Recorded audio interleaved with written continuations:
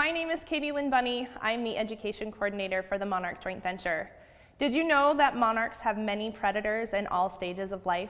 This includes ants, spiders, wasps, stink bugs, and many, many more. Even the chrysalis is not safe against predators. And it's not just predators. Other factors put pressures on the population as well, such as weather and other man-made perils.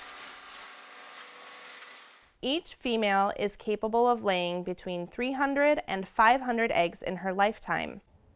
And you might think that that would mean the world would be overrun with monarchs, because that's a lot of eggs, right? Well, to help you learn more about the pressures monarchs face, I'd like to show you how to play our game, Monarch Mishaps.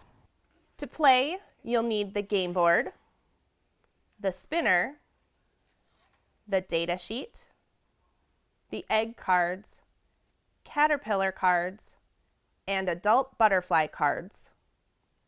Take a few minutes to learn about each of the predators monarchs will face in this game. You can find them listed on the board and read more about them on the back of the data sheet. Place 10 egg cards, 10 larva cards, and 5 adult cards on the squares on the left side of the game board. Invite some players and spin the spinner to find out which danger a monarch will encounter. Remove the card from the appropriate pile to the dead zone, or if you spin safe, move a card to the safety zone. For example, if you spin larva eater, you would take a larva card and move it to the dead zone. If you spin safe, you'll move any card to the safety zone. You can either spin enough times to get through all the cards, or do a timed round and spin as many times as you can in 1 minute. Once you are done spinning, follow the instructions on the data sheet. Move all the monarchs still on their squares to the safety zone. Then count up the number of eggs, larvae, and adult cards that are in the dead zone and the safety zone. You have to count how many those are. You'll have 6 separate numbers to add to the tally boxes on the data sheet. Follow the continued instructions to calculate the survival rate of your monarchs. Now that you've played once, try changing the number of times you spin, how long you have to spin for, or pretend there are more monarchs or more or fewer predators.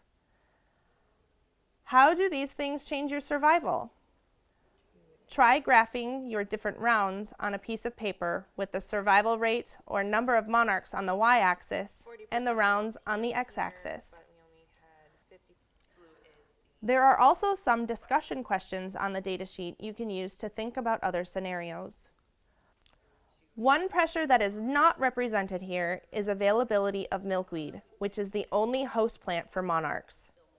When playing this game, you can assume that there is one milkweed plant available for every monarch egg or caterpillar. Ask the players how many more or fewer monarchs would be there if there were more or less milkweed. The biggest factor contributing to the monarch population decline across North America is the loss of milkweed and nectar plants.